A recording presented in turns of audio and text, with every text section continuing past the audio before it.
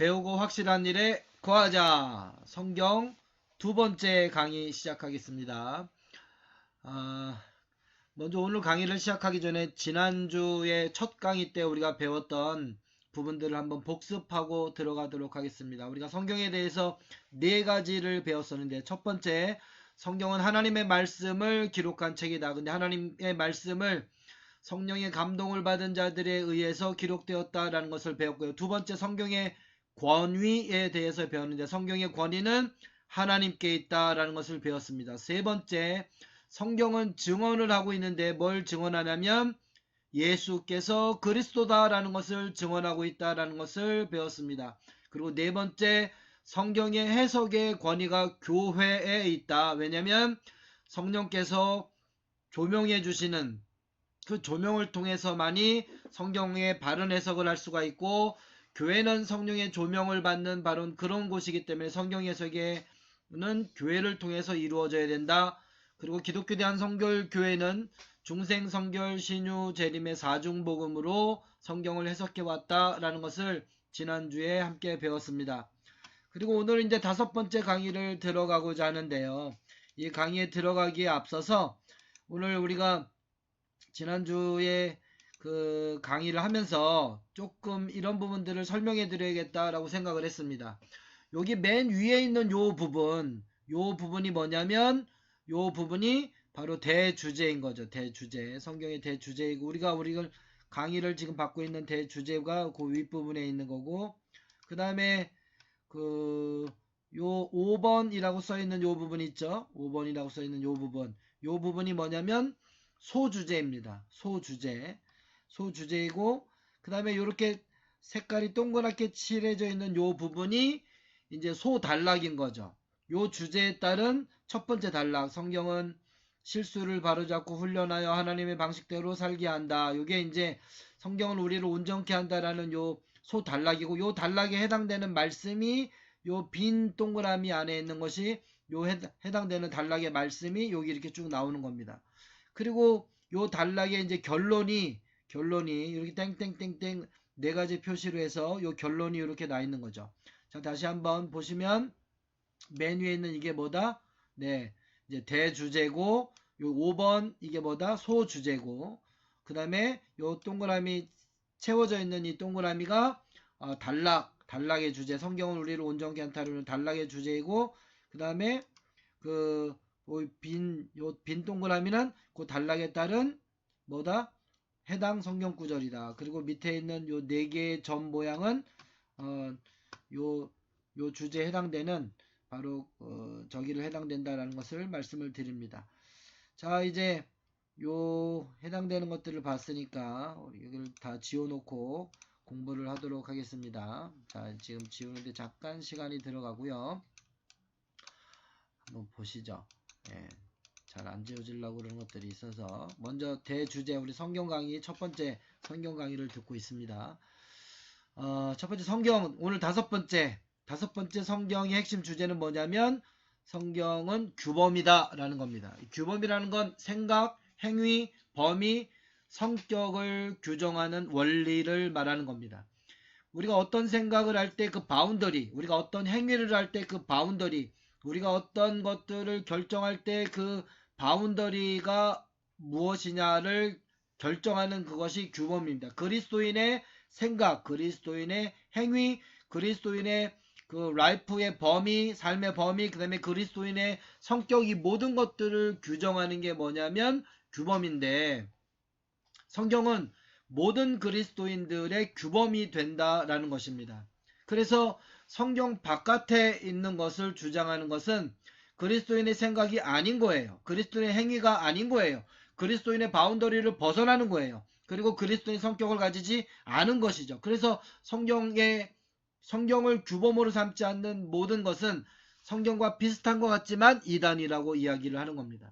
성경은 그리스도인들에게 있어서 생각과 행위와 범위와 성격을 규정지어주는 규범이 되기 때문에 그렇습니다. 성경은 그리스도인들의 삶의 실수를 바로잡아주고 그리스도인이 되어지도록 훈련시켜주고, 그 다음에 하나님의 방식대로 그리스도인들이 살아가도록 가르쳐 줍니다. 그래서 성경은 우리를 온전하게 한다. 이것이 소주제인 거죠. 디모데후서 3장 16절과 17절 말씀에 보면 모든 성경은 하나님의 감동으로 된 것으로 교훈과 책망과 바르게 함과 의로 교육하기에 유익하다라고 그랬습니다. 성경 말씀은 우리에게 교훈을 주고 우리가 잘못하면 책망해 주고 우리가 나아가야 될 바른 길을 가르쳐 주고 우리가 하나님 앞에 의로운 삶을 살도록 교육하기에 유익하다. 성경의 모든 이런 것들이 이런 교육 내용을 담고 있다는 겁니다. 그래서 결국은 이것은 뭐냐? 성경은 하나님의 사람으로 온전하게 한다라는 겁니다. 그리고 모든 선한 일을 향한 능력을 갖추게 한다라는 겁니다. 성경은 우리 그리스도인에게 규범이다 라는 것을 가장 잘 드러내주는 말씀이 디모데후서 3장 16절 17절 말씀입니다. 성경은 기독교인의 신앙의 기초이고 행위의 규범이고 생활의 표준이 됩니다. 이런 결과로 성도가 완전해지고 모든 선한 일을 행하는 데 준비가 된다라는 것입니다. 자, 성경은 정경입니다. 캐논이라고 하는데 성경 정경. 캐논이라는 말은 잣대라는 뜻입니다. 옛날에는 자를 가지고 길이를 쟀었던 거죠. 그래서 여기까지가 한 자, 두 자, 세 자 이렇게 하면은 자를 재어서 여기까지가 그 범위를 결정지어주는 그런 역할을 했는데 성경이 정경, 캐논이라는 것은 딱 규정지어진 것이 있다라는 거죠. 여기까지를 성경, 바른 그리스도인의 경전이라고 확정지었다라는 것이죠. 구약은 39권으로 확정지어졌고요. 신약은 27권으로 확정지어졌습니다. 창세기부터 말라기까지 39권이 돼 있는데 구약, 신약 다 합치면 66권이죠. 우리가 잘 알고 있는 것처럼 구구단에서 3 곱하기 9, 3, 9, 27 이렇게 됐는데 구약 39권, 신약은 27권입니다. 신약 성경은 복음서로 시작해서 마태복음, 마가복음, 누가복음, 요한복음 이렇게 복음서로 시작해서 요한계시록에 이르기까지 27권이 신약 성경이 됩니다. 이렇게 구약 성경과 신약 성경 이외에 공동번역 성경에 보면 거기 더 들어가 있는 부분이 있는데 그것은 외경이라고 합니다. 외경은 정경과 내용이 일치하는 한에서 우리에게 교훈을 주는 정경을 해석할 때 좋은 도움을 주는 그런 성격을 가지고 있는데 에스드라 제3권, 4권, 토비트, 그 다음에 유빗, 그 다음에 지혜, 벤시락의 지혜, 바룩, 에스더서, 부록, 그 다음에 불구덩이 속의 새 소년의 찬미서, 수산나의 역사서, 벨과 용, 므낫세의 기도, 마카비서라는 이런 책들이 이 외경에 해당됩니다. 로마 카톨릭은 이 외경까지를 정경이라고 하고요. 개신교는 구약성경, 신약성경 이 66권까지만을 정경이라고 합니다. 정경의 범위가 조금 다릅니다. 그래서 가톨릭과 개신교의 신학적인 이해 범위도 조금 다르게 되어 있는 겁니다. 어쨌든 우리는 구약성경 39권, 신약성경 27권을 정경이다 라고 확정지었고요. 그리고 그 이외에 외경은 정경을 돕기 위한 이 범위까지만을 이야기하고 있는 겁니다. 그러면 이것 말고도 또 많은가요? 많아요. 초대교회 때 복음이라는 이름을 갖고 있는 외경 안에 들어오지 못한 그런 책들도 많이 있었다라는 겁니다. 마태복음, 마가복음, 누가복음, 요한복음 이런 거 말고도 빌립복음, 도마복음 등 복음이라는 이름을 가지고 있는 책들만 28권 정도가 더 있습니다. 그런데 그 중에서 마태, 마가, 누가, 요한 4권만을 교회 안에서 정경으로 확정지어져서 교회 전통, 초대교회 전통 안에서 이런 부분들을 지금까지 변함없이 이어져 내려오고 있다라는 겁니다. 이 부분은 재론할 수 있는 게 아닙니다. 이미 확정지어진 교회의 전통이고 교회의 권위가 부여되어 있는 부분이기 때문에 이 부분을 흔드는 것 자체가 이미 기독교를 벗어나는 행위다라는 것을 기억해야 합니다. 7번째는 성경에 대한 태도입니다. 성경에 대한 태도, 요 주제에 대한 소주제에 대한 단락의 말씀은 에스라가 말씀을 읽을 때 일어섰다라는 것이죠.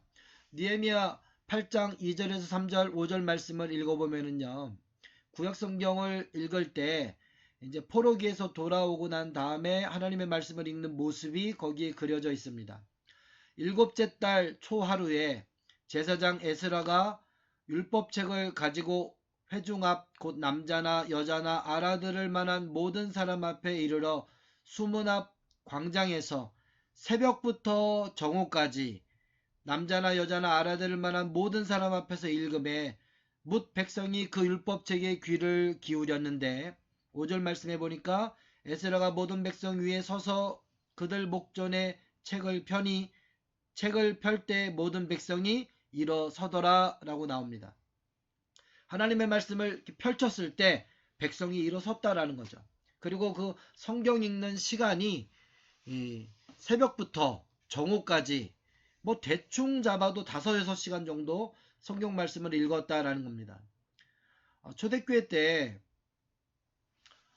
순교자 저스틴 마터의 글을 읽어보면 성경을 읽을 수 있을 때까지 길게 읽었다라고 나옵니다. 그리고 그에 따른 권면을 짧게 했음을 볼 수 있습니다. 오늘 종교개혁자들 이후에 성경 본문을 짧게 읽고 그 본문에 대한 긴 해석을, 설교는 이제 그 말씀에 대한 해석이니까 해석을 길게 하는 것이 오늘날 개신교에서 보편적인 예배 가운데 드려지고 있는 전통이지만 초대교회 때는 성경 말씀 읽는 것 자체를 길게 하고 그 다음에 그에 따른 해석이 훨씬 더 짧았다라는 것을 알 수가 있습니다. 가만히 생각해 보면 성경 말씀은 하나님의 말씀 그 자체로서의 권위가 있죠. 그러니까 그 말씀에 따른 해석보다 그 말씀 자체에 대한 권위가 더 컸기에 초대교회 때는 그 말씀을 그대로 읽는 시간이 있었다라는 겁니다. 초대교회 때 성경은 구약의 말씀을 읽고요. 그 다음에 사도들의 말씀을 읽고요. 그 다음에 복음서의 말씀을 읽었습니다. 이러다가 종교개혁자들 이후에 설교를 위한 본문만 읽는 전통으로 돌아서게 된 것입니다. 거의 1800년 정도 쭉 성경 말씀을 예배 시간에 읽는 그런 시간들이 있었는데 한 200년 정도 19세기 들어서 20세기에 이르기까지 그 설교를 위한 본문을 읽는 전통이 이끌어져 왔는데 20세기에 들어서면서부터 새롭게 초대교회 전통, 그 다음에 오랫동안 이어져 왔던 성경 자체를 읽는 전통이 예배 때 회복되어지고 있는 중입니다. 엘림교회는 그래서 지금 예배 때 구약의 말씀, 서신서의 말씀, 복음서의 말씀 세 가지 본문을 다 읽고 교회력에 따른 설교를 하고 있는 중입니다. 하나님의 말씀을 읽을 땐 일어서야 됩니다. 우리가 복음서를 읽을 땐 적어도 일어서서 그 말씀을 받는 것은 구약의 말씀은 선지자를 통해서 주어졌고 서신서의 말씀은 사도들을 통해서 주어졌지만 복음서의 말씀은 예수님을 통해서 예수님께서 직접 주신 말씀이기 때문에 권위가 선지자나 사도들과는 비교할 수가 없습니다. 그래서 복음서의 말씀을 들을 때에는 적어도 일어서서 듣는 겁니다. 많은 개신교 전통들이 복음서를 읽을 때에는 예배 중에 다시 이동을 해갖고 회중 한가운데서 복음서를 읽는 경우가 많이 있습니다. 미국의 연합감리교회도 그렇게 읽고요. 북장로교회도 그런 경우가 있고요. 그 다음에 성공회나 루터교 같은 경우도 복음서를 들고 와서 회중 한가운데서 복음서의 말씀을 읽습니다. 왜 그러냐면 이거는 말씀이 육신이 되어 우리 가운데 오셨다라는 요한복음 1장 14절의 말씀을, 그래서 말씀이 육신이 되어 우리 가운데 오신 바로 그 예수 그리스도의 말씀을 읽는 거기 때문에 회중 한가운데 말씀이 육신이 되어 온 것을 그대로 재현해서 그 가운데서 복음서를 읽는 것입니다. 우리는 아직 거기까지는 나가지 않았지만 적어도 복음서를 읽을 때에는 하나님의 말씀을 듣는 공경의 표시로 일어서서 그 말씀을 읽고 그 말씀에 대한 것들을 감사하는 마음으로 들어야 된다. 이것이 성경 말씀을 듣는 귀한 태도이다 라는 것을 알 수가 있습니다. 또 하나 성경 말씀을 읽는 태도 두 번째는 하나님의 말씀으로 들어라 라는 것이죠. 데살로니가전서 2장 13절 말씀해 보니까 이러므로 우리가 하나님께 끊임없이 감사함은 너희가 우리에게 들은 바 하나님의 말씀을 받을 때 사람의 말로 받지 아니하고 하나님의 말씀으로 받음이니 진실로 그러하도다. 이 말씀이 또한 너희 믿는 자 가운데서 역사하느니라 라고 말씀하십니다. 말씀이 우리 가운데서 역사하려면 정말 그 뼈와 심령과 골수를 쪼개는 좌우의 날선 검이 돼서 역사하려면 이 하나님의 말씀을 받을 때에 사람의 말로 받지 않고 하나님의 말씀으로 받아야 됩니다. 하나님의 말씀으로 받아야 그 말씀이 들어와서 하나님의 역사 가운데 하나님의 말씀으로 우리 가운데서 역사하지. 그걸 목사님의 좋은 권면으로 세상 이야기로 다 착하게 살라는 말이지 라는 그 정도의 수준에서 받아버리면 그러면 세상 도덕과 다를 게 없다. 세상 윤리와 다를 게 없다라는 거죠. 하나님의 말씀으로 받아야 하나님의 말씀으로 역사한다는 것을 기억하시기를 바랍니다. 세 번째는 하나님의 말씀으로 옳게 분별하라 라입니다. 하나님의 말씀을 들을 때 존경을 표하기 위해서 일어서야 되고 하나님의 말씀으로 받아야 역사가 일어나고 뿐만 아니라 하나님의 말씀을 옳게 분별할 수 있어야 됩니다. 디모데후서 2장 15절에 보니까 너는 진리의 말씀을 옳게 분별하라 라고 말합니다. 진리의 말씀을 옳게 분별하는 것은 일단은 목회자에게 주어져 있는 책임입니다. 디모데 자체가 바울이 복음으로 낳은 아들에게 목회에 대해서 권면하고 있는 말씀이니까 진리의 말씀을 옳게 분별할 수 있는 분별력이 목회자한테는 반드시 있어야 됩니다. 그래야 부끄러움 없는 일꾼으로 인정된 자로 세운 바 될 수 있습니다. 그러나 오늘날 이것은 목회자의 뿐만 아니라 만인 제사장에게 해당되는 모든 성도들에게도 주어지는 말씀입니다. 하나님 앞에 이것을 힘써 드리기를 원하는 모든 성도들에게 만인 제사장에 해당되는 모든 성도들이 이제는 진리의 말씀을 옳게 분별할 줄 알아야 된다라는 것입니다. 이것을 할 줄 모르면 이단에게 넘어가게 되는 거죠. 성경에 대한 태도는 성경을 옳게 배우고 믿고 굳게 붙잡아라 입니다. 아까 디모데후서 3장 14절 15절 말씀을 우리가 읽었었는데 너는 배우고 확실한 일에 거하라. 그리고 내가 누구에게서 배운 것인지를 알라.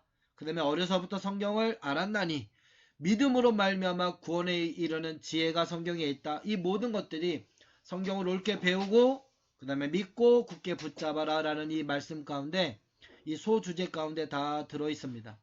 하나님의 말씀을 잘 배우고 그 말씀의 확신 가운데 서서 어려서부터 이 말씀을 배운 대로 그렇게 살아내야 됩니다. 그리고 그 말씀을 가르치는 자를 알아야 됩니다. 주님이 선한 목자와 양의 관계를 이야기했던 것처럼 목회자와 성도의 관계는 분명해야 됩니다. 다른 데 가서 목회자를 찾으면 안 되고 내게 주어진 그 교회 안에서 내가 목회자로 인정하고 믿고 따르는 바로 그 목사님에게 그 전도사님에게 기독교 대한선교교회에서 공식적으로 인정한 바로 그분에게 우리한테는 엘림교회 오주영 목사에게 성경을 배워야 한다라는 겁니다. 그리고 그 배운 것을 알고 믿음으로 말미암아 구원에 이르는 지혜는 거기에서 주어지는 겁니다. 다른 데 가서 성경 배우고자 하면 안 된다라는 것을 말씀드리는 겁니다. 그리고 성경에 대한 다섯 번째 태도는 성경을 교회의 예배 중에 배우라 라는 겁니다. 골로새서 3장 16절 말씀해 보니까 그리스도의 말씀이 너희 속에 풍성히 거하여 모든 지혜로 피차 가르치며 권면하고 시와 찬송과 신령한 노래로 부르며 감사하는 마음으로 하나님을 찬양하라 라는 말씀이 나옵니다. 이 이야기는요. 시와 찬송과 신령한 노래와 말씀과 지혜가 있는 가르침이 있는 이것은 뭐냐면 예배예요. 다 합치면 예배예요. 예배 때 말씀이 있고 그 다음에 찬송이 있고 신령한 노래가 있고 감사가 있고 예배 때 하나님의 말씀을 분명하게 배우고 예배를 통해서 하나님의 말씀의 은혜가 우리에게 전달이 되는 겁니다. 그래서 예배 때 성경 읽기와 예배 때 설교를 배우는 그 예배 때 그 시간을 집중해서 그 시간에 주어지는 하나님의 말씀을 듣고 그 말씀으로 말미암아 우리가 삶의 규범을 가지고 규범으로 삼고 살아가는 것은 너무 중요하다라는 겁니다. 성경 말씀에 대한 태도, 마지막은 하나님의 말씀만을 설교하라 라는 겁니다. 디모데후서 4장 2절에 보니까 너는 말씀을 전파하라. 때를 얻든지 못 얻든지 항상 힘쓰라. 범사의 오래 참음과 가르침으로 경책하며 경계하며 권하라 라고 말씀합니다. 하나님의 말씀을 전파하는 데 항상 힘을 쓰는 겁니다. 말씀이 전해져야 됩니다. 때를 얻든지 못 얻든지, 그리고 모든 일에 범사에 이 하나님의 말씀이 전파되기 위해서는 오래 참음과 가르침으로 경책하고 경계하고 권면해야 됩니다. 말씀이 삶이 되어서 그 삶 가운데 녹아지고 피가 되고 살이 되어서 삶이 변화시키려면 오래 참음과 가르침이 반복적으로 돼야 된다는 거죠. 사람이 하나님의 말씀 가운데 그 생나무가 잘라져서 태워지기 전에 그 나무가 마르는 그 시간이 필요한 것처럼 하나님의 말씀이 살아 역사하기 위해서는 참음과 가르침의 시간들이 반드시 필요하다라는 겁니다. 하나님의 말씀에 대한 태도를 정리해 볼까요? 결론 부분으로 하나님의 말씀은 한번 따라서 한번 해봤으면 좋겠습니다. 경청하라. 열정, 공경, 겸손, 순종, 그 다음에 호응하는 것입니다. 이러한 말씀의 태도를 가지고 말씀을 대하면 말씀이 우리 가운데 살아 역사하리라 믿습니다. 오늘은 여기까지입니다. 안녕.